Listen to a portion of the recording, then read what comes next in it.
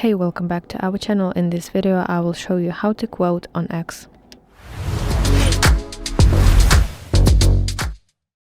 Okay, so first of all, open X application and you want to locate the post that you want to quote.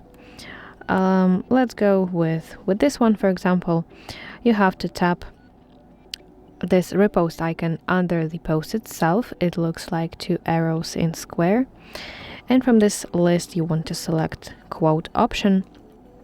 And this is the menu where you can add your comment, your reaction, or whatever that you want to type.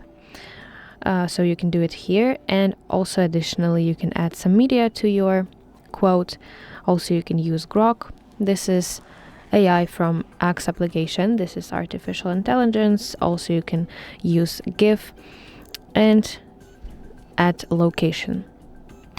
Okay, and finally, when you're satisfied with your comment, with your quote, you want to tap post button in the top right corner of your screen.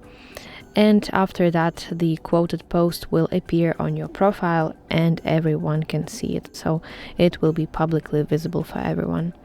That's it. Thank you for watching. If you found this video helpful, please like it and subscribe to our channel to see more content like this.